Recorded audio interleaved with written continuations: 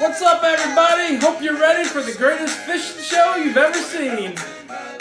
This is going to be the first show brought to you by myself and my wife, Courtney. We're going to be talking about fishing for 30 minutes straight. We're going to be answering all your questions. You guys have been so awesome with getting us a whole list of topics to talk about. We've got Honey Bear in the house. Hope you guys are pumped up and ready to get started here. So, one of the questions, we're going to get those questions out of the way first. One of the questions that I can remember that was asked was, when do you throw the jerkbait versus the Alabama rig? Well, let me tell you, that's kind of a tough question in some ways, but I'll tell you this. If you're fishing a tournament where they allow the Alabama rig, you definitely want to have that thing tied on because these guys are stroking the big ones on it. I mean, they're catching all these big fish on this Alabama rig because that's what they know how to do, okay? So you got to have the Alabama rig tied on, but there's different areas where, both I think work a little bit better than the other. So for me, when it comes to Alabama rigs, I'm going to throw an Alabama rig when I got some depth in the water that I'm fishing. You're not going to take, one of these Alabama rigs. I got one, rigged up right here. You're not going to take this Alabama rig and, go tossing this thing in a foot of water. Because guess what? You're going to be dropping the A-bomb on their head. Because this thing makes a ton of noise when it hits the water. And so what you're going to want to do is you're usually throwing this Alabama rig when you're fishing. I would say fish anywhere from 10 to 30 foot deep is where the Alabama rig is going to work. And the whole key with the Alabama rig is you're going to want to throw it out there and reel it as slow as you can. Okay? All you got to do is just barely turn the reel and let that bait come across that brush pile down there in about 20 foot. And if he's down there, if you can get it to where it almost ticks the brush, you're probably going to get a bite. But it also works good around the docks. Like, it works really good, on a lake like Lake of the Ozarks, just throwing it around the condo docks. Hey, Spencer, how many of those have you lost? And I'll tell you one thing, throwing Alabama rig can get expensive because you can imagine this thing gets hung up all the time. So if you're fishing, as a co-angler and, you're fishing with somebody, you might not want to go throwing this Alabama rig out the back of the boat or just, pick your battles with it. Don't go throwing this thing, in, some massive brush pile because guess what? It's going to get hung up and probably not going to go there and get it back. So, but that's where, the Alabama rig really shines. Like I said, you can throw it on the deep condo docks and catch a lot of suspended fish. And so that's where I like to throw this. Have you ever had to jump in the water and retrieve one of your lines? Oh, yeah. There's one time I had a crankbait that I was really proud of. And I had to get all the way out and water up to my knees to get it. Because I wasn't going any deeper. Did you get it back? Yeah, I got it back. Well, see, I had an 8-foot rod, so I waited out there and I was able to knock it off. But here's the jerkbait. So for all you guys at home that don't know what the jerkbait is, this is the jerkbait. So the jerkbait for me is really good if I need to make a precise cast in between two little docks. Like down at Lake of the Ozarks. Say I got a brush pile, between two docks and only got about this much room to throw it between there, which that's a really good spot to throw this bait. That's what I'm going to use just because I'm better at casting it. The other thing too is say if you got, like a shallow spot, this thing's going to be a lot more subtle if you're going to throw it in there. So that's what I think a jerkbait's really good. But really jerkbaits are only going to go down to about 15 foot, maybe deeper if you weight them. But yeah, so usually my jerkbait fishing is down to about 10 foot, so I just kind of let the spot that I'm fishing dictate what I'm going to do. Why do they call it a jerkbait? Because there's a jerk on the other end of the line waiting for a jerk on the other end. Huh. Yeah, so I don't know, but yeah, hopefully that answers your question. Like I said, in team tournaments, have one guy throw the Alabama rig and have the other guy throw the jerkbait. That way you kind of get a mixture of the two.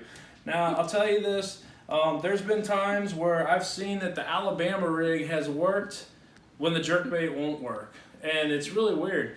And so you'll just have to experiment around with those two different baits. And colors do matter a lot when throwing both the jerkbait and the Alabama rig. But an Alabama rig to me is kind of like a spinnerbait. You gotta really pay attention to what kind of blades and bait combinations you got on there. Like the one I got here, the one that's rigged up here. This is just a Cellar Baits Alabama rig, and if you're interested in getting your hands on one of these, all you got to do is reach out to Tyler Boyette. He sells these. And this is a 3-arm, and it's got 6 blades on it. I'm going to have to take one of the blades off because in FLW, the tournaments that I fish, you can only throw a 5-blade one. So one of those blades is going to have to come off. But there's just a whole bunch of different styles and, different Alabama rigs that you can throw.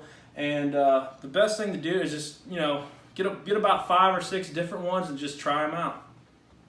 All right. So, next question. I'm surprised you haven't said anything really controversial yet today, Spencer. Oh, yeah, that's coming. Don't worry. Yeah, just stay tuned. We got some controversial stuff to talk about in the world of bass fishing, but you'll have to stay tuned till the end of the show for that. Oh, goodness. Alrighty. So, how about, let's see, breakfast for champions. What do you eat for breakfast, Spencer? Well, most of the time, I got to have my coffee. That's about the only thing that I really got to have before I go fishing, just to get me up, because most of the time we're getting up at, the crack of dawn, 4:30 a.m., and the tournament's taking off at 6 to 7 a.m., so I need my caffeine to get me pumped up and going. There's a couple things I wouldn't recommend you eat before you go fishing. One of them is a bean burrito. Leave the bean burrito at the dock because, well, you know what I'm talking about. So just don't do the bean burritos. Just stay off of those. You'll have a really messy boat ride. Alrighty. So then we've got and don't bring bananas either. Apparently those are bad luck. Yeah, they're supposed to be really bad luck. If you bring a banana, supposedly you won't catch anything. So maybe that's something we got to do is sneak a banana in somebody's boat this year and see if we can catch anything. But I don't know. You've been banana. Yeah. You should do that. Just get a bunch of bananas. Look what I got. Hey. Put it in their live wells. Yeah. Be like, you've been bananaed. That doesn't sound right. I think it would be pretty funny. Oh yeah, I'm sure it'd be real funny. You could even write on it in permanent marker, "You've been bananaed" from Spencer Clark. You've been bass bananaed. Bass bananaed. Alrighty. So what about your GPS locations at Lake Ozarks? You gonna share those? No, but I can share Marcus Decora's GPS coordinates. If anybody's interested, just drop me a message and I'll get those out to you. I'm sure Marcus is excited for that. So just shoot me a message and we'll tell you where those are at. Okay. Alrighty. So just try and shoot him a message and we'll see if you can get some of those. Alrighty. What about modern day tournament fishing? What it takes to compete? Okay, so nowadays, modern day tournament fishing, there's just a ton of information out there on the internet. And so I would say that, How about money? I think people need money. You got to have money in order to compete in tournaments. I mean, there's no question about it. Like, you got to have something where you're making some money or you got some money coming in because tournament fishing gets expensive. Yep. And so that is one thing you do got to have. But I would say the difference between fishing nowadays and 10 years ago is there's just a lot more information out there. So most of the time, fishing these tournaments, people know what the spots are. I mean, there's even websites out there that tell you pretty much how to do everything anymore. So really what you got to do in order to be successful nowadays. You mean yours? Yeah, I mean, yeah, stuff like that. But what I'm saying is you got to pay attention to details. And I think the more you pay attention just to the little things that you can do in order to make yourself better, that's gonna pay off. Because nowadays, if you lose one fish, it's gonna cost you the tournament. That's how competitive it is. But there's a lot of new things too that have come out. Nowadays we got the new fish finders that you can actually watch the fish that you're catching. I mean, before you could kind of see them and, they'd come up and look at the bait, but now you can actually see them go all over the place. And, I think, it's gotten to the point now where a lot of the guesswork gets taken out of. So you can either be the dinosaur and, continue to fish your own ways, or you can get on this new technology and actually see the fish that are biting. So that's a big difference. Yeah, but I'll be honest. I mean, there have been times where, you don't have the newest boat, and you've been able to win, and you didn't have any of those technologies. What do you say about that? Well, I'd say that, the times that I've been able to do well without a lot of the new stuff is because I have a lot of experience with fishing, and I just know what I'm doing. Whereas, I would say if you're getting into the sport and you're really wanting to, start fishing some different places, you might, want to get some of those new things. Sorry. Spencer Clark is still not sharing all of his secrets, ladies and gentlemen. No, can't do that tonight. Alrighty. What about it talked about electronics. You've already done that. Yeah. But let's see. What about? I think one of the questions was Matt. He wanted me to go through some of the setups that I'd be using at Lake of the Ozarks this time of year. Why don't you show So your Ninja Turtle? let's go through a couple rod and reels and some baits here, and we'll just talk about some of the stuff that you gotta have. Yeah. How about the Ninja Turtle? All right. So this is something here that is kind of top secret, but we might as well share it. Okay. So one thing you need to have is some kind of a crankbait, because the crankbait bite usually pretty good. And this is what I call the Raphael. Mm-hmm. Now I want you to zoom in on this bait so they can get a look at it here. Okay. But this is what you want to throw when you're fishing some off-colored water this time of the year. Works pretty good. And he's got his little bandana on there, and he's ready to go. He's got a lot of big fish on this. This is just a little rock crawler here. And what I'm going to have this rigged up on is a 7-foot medium action rod. It's going to have a good tip. This just happens to be a Razr rod, so you want a rod that, I like the graphite ones. The ones that you can still feel that bait really working, but it's got a little bit softer tip, but not too soft, because I think people lose a lot of fish on crankbaits because the rod's too soft. I mean, how many times, you throw out there and, you watch your buddy hook into this big one, the big fish comes up like way out and comes off the hook. It's because they didn't get the hook in the fish, or they didn't have the right hooks. So they had too soft of a rod? Yeah, the rod wasn't hard enough. So, I mean, that's part of the thing, doing little things like this, paying attention to your equipment, but you're definitely going to need a crankbait rod for your wintertime fishing. Okay, the next thing you're going to want to have is a spinnerbait. And the reason why you're going to have a spinnerbait is a spinnerbait catches big fish. I mean, if you guys paid attention last year to the Big Bass Bash down at Lake of the Ozarks, you know that our buddy caught a monster on a spinnerbait, and all he was doing was just slow rolling it on a bank, and sure enough, a giant ate it. Took it right off the log. He thought he'd hooked the log and was hung up, but guess what? He had the winner of the whole tournament. And all we're going to do with this is we're going to take a 7-foot medium. Now, is this the person that likes to hardcore bluegill fish? No, not that guy. That was a different tournament. That was the fall Big Bass Bash where the guy was bluegill fishing. We're talking about the spring one, since, we're kind of in that winter to like spring time period where a lot of this stuff's going to be working. But anyways, guys, so what you're going to want to do is you're going to want to have a rod. This is a Razr rod. It's 7-foot medium heavy action, and you're going to want to put 17-pound fluorocarbon on here. I just use Vicious line, but that works really good. But you'll just want to, a good spinnerbait down Lake of the Ozarks is just your chartreuse and white with a couple with a tandem blade on it. This works really good. You can fish that really slow and just kind of crawl along. And you're going to want to have one of those ready to go, because they're going to be hitting spinnerbaits here pretty soon. Okay, we've talked a little bit about the jerkbait and Alabama rig, but you're going to need some jigs too. Along with those two baits, you're going to want to have a couple jig rods.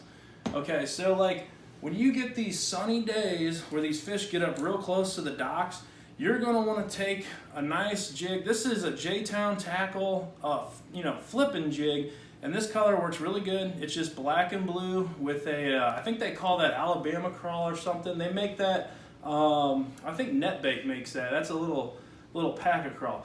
But what you're going to do is you're going to want to throw this on a heavy action rod. This is a 7-foot heavy action Razr rod. And I've got, and what you want to do is have 20 to 25 pound test fluorocarbon on this, because you're going to be throwing this behind the docks. That's right. And so if you go down there and you throw this bait behind the docks and you catch a 10-pounder and he gets you tied up, if you're using like 15-pound line and he breaks off, I have no sympathy for you, because you knew going into it that you're going to break them off. So, and the next rod you're going to have is you're going to have your heavy jig. So this works really good when you're fishing the bluff ends or brush piles. Marcus has got a lot of brush piles laid out there that we can fish nowadays. And so what you're going to want to do is throw this big jig, 3/4 ounce, and you're going to want to throw that on 15-pound fluorocarbon. If the water is a little dirty, you might be able to step it up higher than that, but really I wouldn't recommend going over 15, just because you're going to lose a little feel when you're fishing deeper like that. And again, you're going to want to use a 7-foot medium heavy action rod, and that's going to work really well for you. And of course, we kind of talked about it earlier, but you're going to want to have a jerkbait rod. And so this is a 7-foot medium action, but it's got a fast tip. Razr makes this, and this is going to work really good for your jerkbaits. You want something that's got a little give in the tip, but not too much, to where you can just snap this bait around all day long. Now for your Alabama rig rod, we talked a little bit about Alabama rigs, but make sure you got a really long rod for that deal, because you're going to be tossing this, and this is like throwing the chandelier. You're going to need something to where you can swing this without hooking yourself in the back, because... How long is that rod? This is a 7.5-foot rod. And so I wouldn't recommend going any smaller than 7.5 foot. You might even go up to an 8 foot, but this Razr rod here is a 7.5 foot, and it's going to throw that Alabama rig just perfectly. And you want something that has a little bit give in the tip but a lot of backbone, because these fish are going to swim up and they're going to take this bait, and you don't want to rip it away from them. You just want to have a little bit of cushion to stick them, and it works really good. Like I said, I'll throw a 20-pound fluorocarbon line on the Alabama rig. I get more bites than if I use braid. So those are the rods that you need to have rigged up and ready to go if you want to crush them at Lake of the Ozarks the next 2 months. So yeah, let's move on to the next question. All right. Well, let's see. How bad do Scott and Kemp outfish you on Table Rock? Oh, okay. Do they beat your ass? They actually whooped my ass one time. So like we went down to Table Rock to do a little bit of fun fishing, and this was like, it's got to be like over 2 years ago. But we went down there for a couple days, and I know the first day we went out, we didn't catch a whole lot of fish. I know the second day we went out, I think Scott had a few. I know Kemp caught a few. He caught a real nice smallmouth. I think I might have caught one fish all day, something like that. But we went down. It was a great trip. Got to do a lot of fishing. The bite wasn't very good, but I mean, they caught way more fish than I did. But I did learn something from that trip, because we went down there, I think it was probably like January or something like that. And Kemp got me turned on to a magical bait that I actually took that and got 10th in the BFL down there a month later. So, Kemp, thanks for showing me that lure and cluing me in. So, yeah, they did whip me that one time, but yeah. Yeah, what about that time that you and I went down to Table Rock Lake? What time was that? Well, that time that we caught all those crappie. Oh, yeah, that was a good day. And who found them? Well, you did. Yeah. Yeah, we went down there, and we just happened to go up a little creek up there by Cape Fair and pulled in there. And there's like 2 trees in the water, and I don't know how many crappie we caught, 20-something probably. Yeah. And they were big crappie, and that was too, after we didn't catch anything for about 3 hours, and I was pissed. Yeah.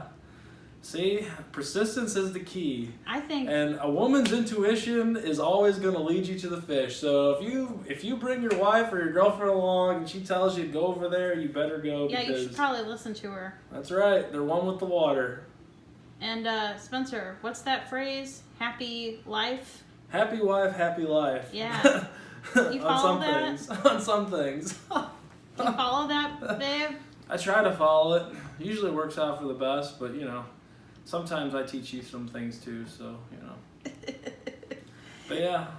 Alrighty, well, next question. Let's see. Some of these are kind of...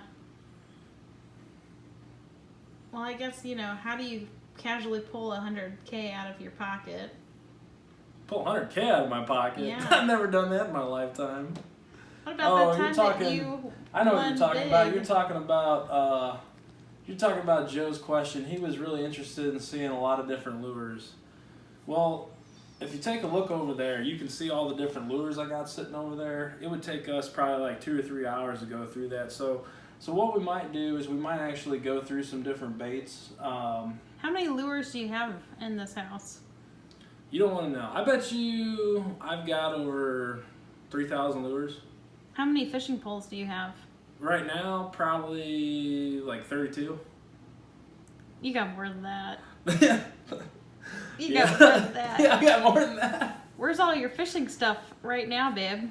Well, a lot of my fishing stuff has already been sent down to Florida because I had to send it all down there for the Costa series.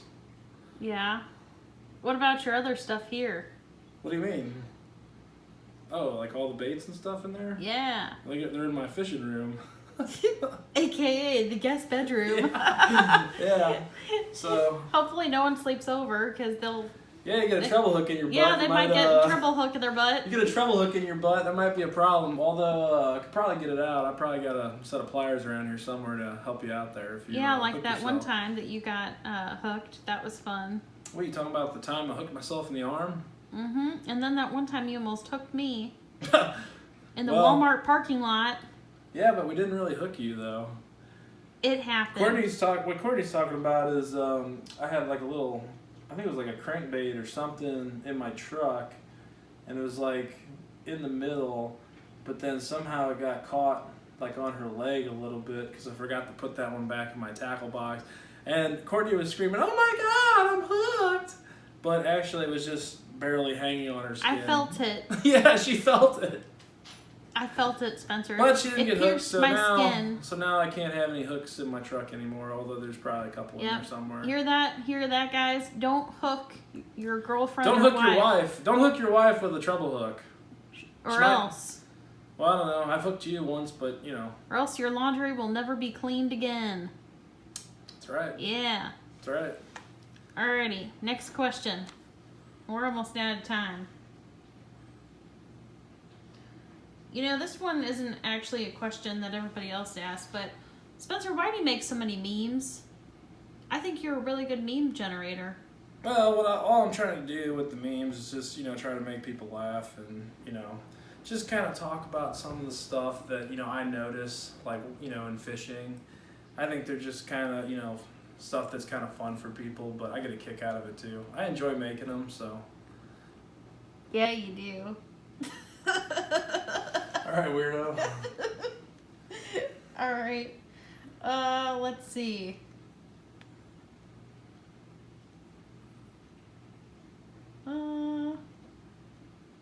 What about what you eat for dinner?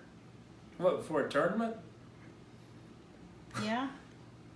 Well, before a fishing tournament, I'd say like something that I like to do is, if anywhere around where I'm fishing's got a barbecue place, that's something that I almost always want to like go try out just because I like my barbecue. So I'll look around for that. If they don't, well then, I don't know. Usually I just keep it kind of simple. Usually try to eat something healthy, but that always doesn't work out. You ever drank beer on the boat? I've drank beer on a bass boat before, but never in a tournament. You think other people do? Oh, yeah. I mean, I guarantee you down in the Big Bass Bash, about, a third of those people are drinking.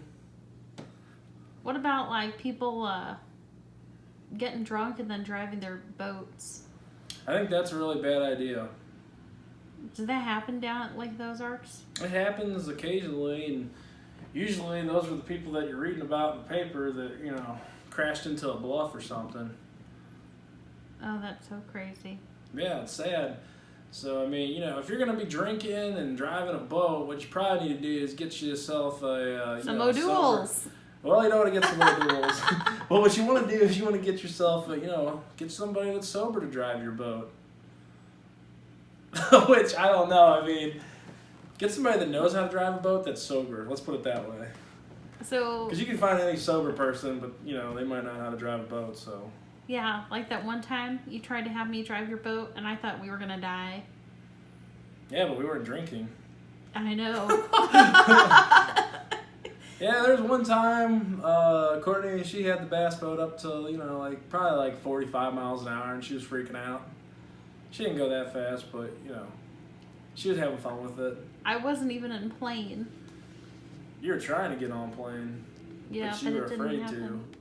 Oh my God. All right, well, okay, so last question. Carp.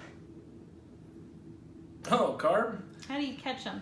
Yeah, I think Ted Daniels, he was wanting to know. Do you want to catch them? Well, it depends on what kind of carp you're talking about.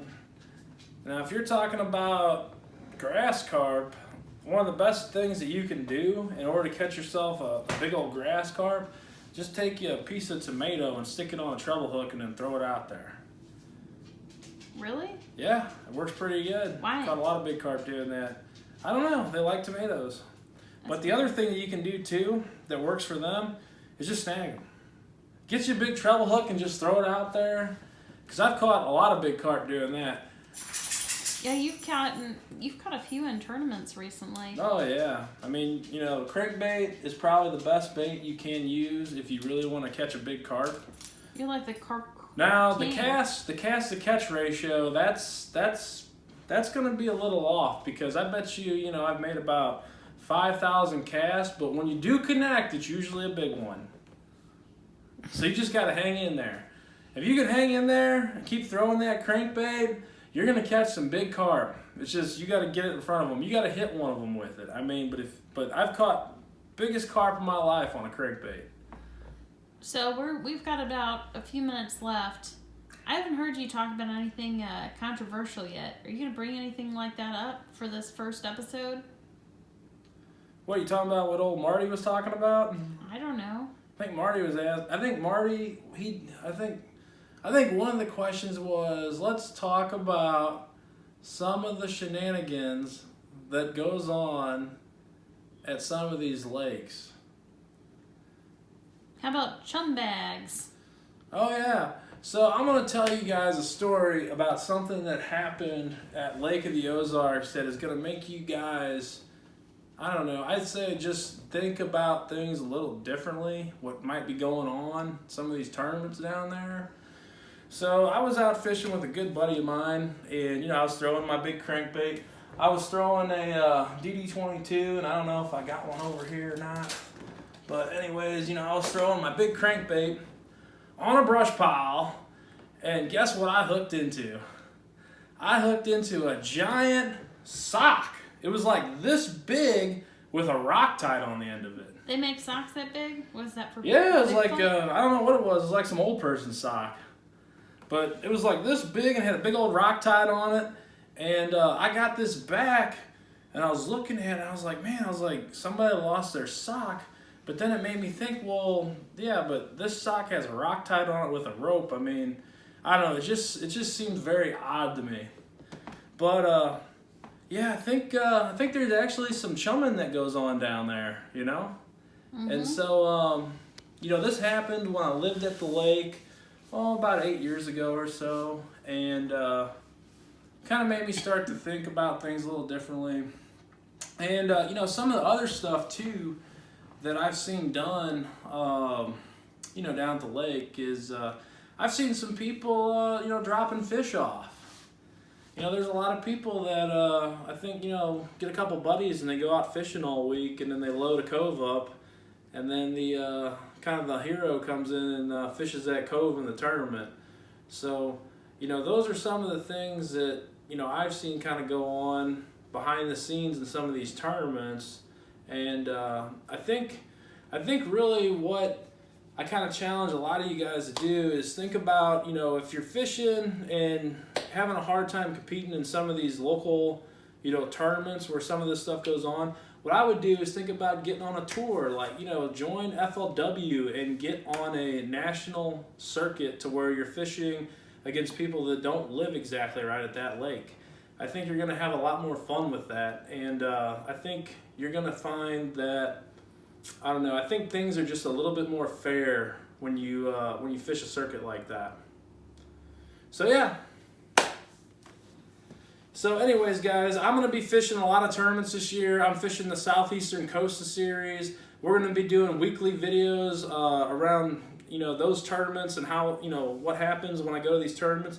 Also going to be fishing, the Ozark BFLs, as well as a lot of different BFLs, just around the area.